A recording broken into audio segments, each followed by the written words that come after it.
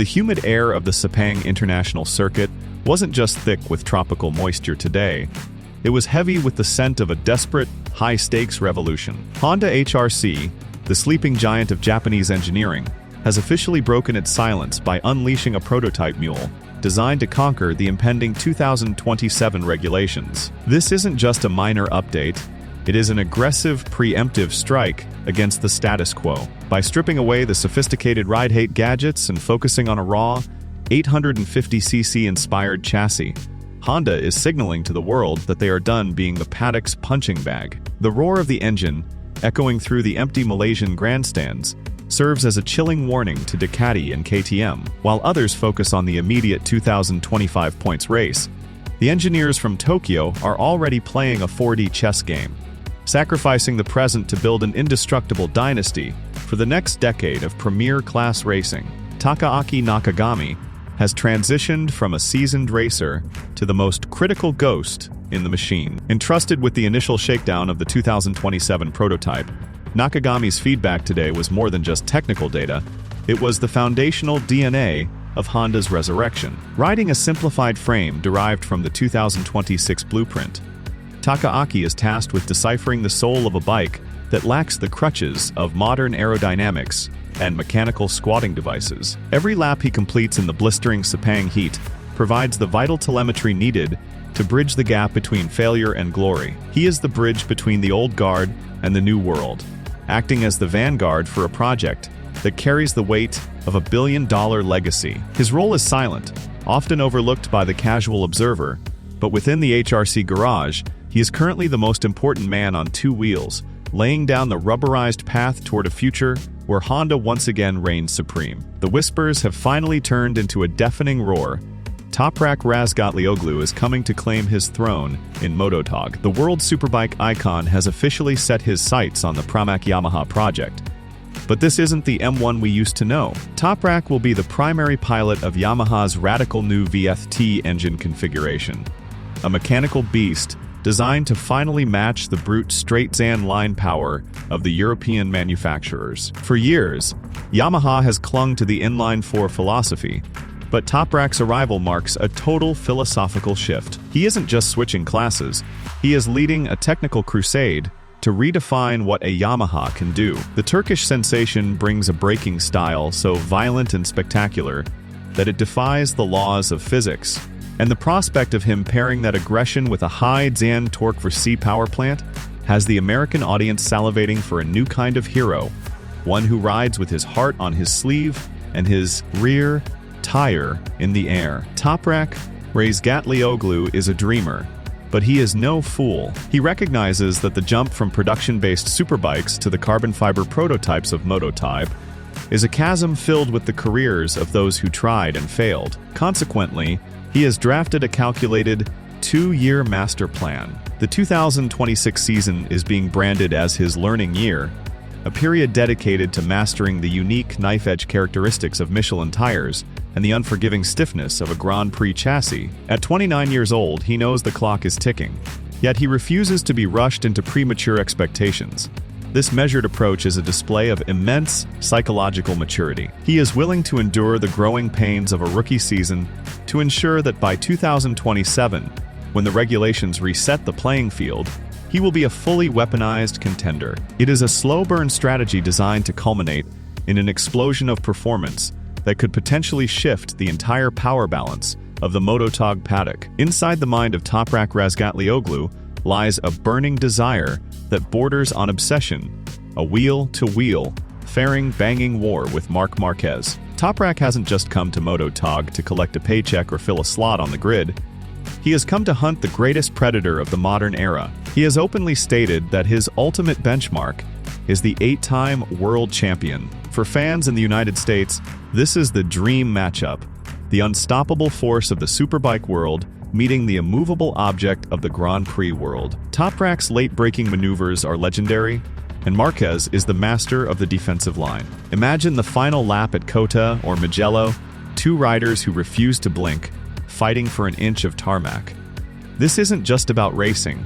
It's about the clashing of two different racing philosophies. Toprak believes he can look Marquez in the eye and not flinch, a level of confidence that very few riders in history have ever dared to project. While the world looks at the rivalry between manufacturers, Toprak is focused on the man in the opposite garage, Fabio Quartararo. El Diablo has been the lone warrior for Yamaha for years, dragging the M1 to results it arguably didn't deserve. Now, Toprak views the Frenchman as his primary target. To be the best, you must beat the best on the same equipment, and Toprak has set a staggering goal, outperforming a former world champion in his very first year. This internal rivalry will be the heartbeat of the Yamaha camp. If Toprak can find the feeling and the fun he speaks of, he believes podiums are not just a possibility, but an inevitability. The chemistry between these two superstars will either propel Yamaha back to the front of the pack or create a localized supernova of competition. Toprak isn't intimidated by Fabio's resume. He is inspired by it, using it as a high-velocity yardstick to measure his own meteoric rise through the ranks. In the hallowed halls of Borgo Panigale, Ducati's mastermind Gigi Dall'Igna has seen it all.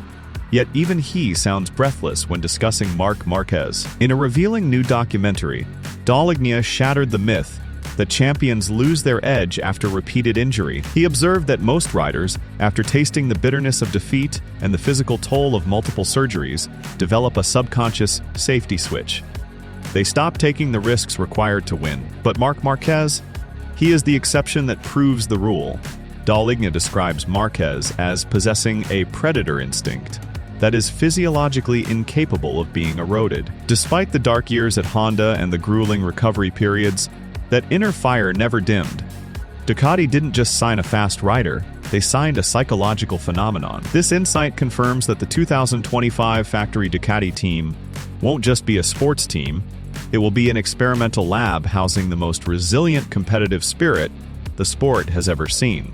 The decision to put Marc Marquez in the official Lenovo Ducati Red for 2025 wasn't based on nostalgia or marketing. It was based on cold, hard, indisputable data. Gigi Dall'Igna revealed that the 2024 season provided irrefutable evidence of Marc's supernatural ability. While riding the year-old GP23, a bike that many believed had reached its ceiling, Marquez was performing miracles that left Ducati's lead engineers speechless. He was finding grip where there was none and carrying corner speed that defied the telemetry of the newer GP24 models. This raw ability to override a bike's limitations is exactly why Ducati chose him over younger, less complicated options. They realized that Marc doesn't just ride a bike, he bends it to his will. For the American audience, this is the comeback story of the century. It is the narrative of a fallen king who used inferior tools to prove he still deserved the crown, forcing the world's most dominant manufacturer to hand him the keys to the kingdom. Ducati's strategy for the upcoming seasons has shifted from building a bike that anyone can ride to building a weapon for the ultimate warrior. Gigi Dall'Igna's admission that they are betting on pure talent and instinct signals a departure from the purely data-driven approach of recent years. They recognize that in the closing laps of a championship battle, the software and the aerodynamics can only take you so far. You need a rider who can find the 10th of a second that doesn't exist in the simulations. By pairing the world's best engineering with Marquez's legendary seat of the pants feel, Ducati is attempting to create a perfect storm. They aren't looking for instant, easy results. They are looking to shape the future of motorcycle development around a rider who can feel the vibration of a single bolt at 200 mph. This partnership is a marriage of Italian passion and Spanish fury, a combination designed to be absolutely bulletproof against the rising tides of KTM and Aprilia. As the sun sets over the Sepang Test and the 2025 season looms, we are witnessing the birth of a new golden era in MotoGP. On one side, you have the Japanese giants at Honda and Yamaha finally awaking from their slumber, pouring millions into VC engines and 2020-7 prototypes. In the middle, you have a global superstar like Toprak Razgatlioglu crossing borders to prove that talent is universal. And at the top, you have the terrifying alliance of Ducati's mechanical perfection and Marc Marquez's unbreakable will. These are not just separate stories, they are the converging currents of a sport that is about to explode in popularity across the United States. Every test session, every engineering breakthrough, and every psychological mind game is leading us toward a collision point that will redefine the limits of human and mechanical performance. The stage is set, the prototypes are screaming, and the legends are ready. MotoGP 2025 isn't just a championship, it is a battle for the very soul of motorcycle racing.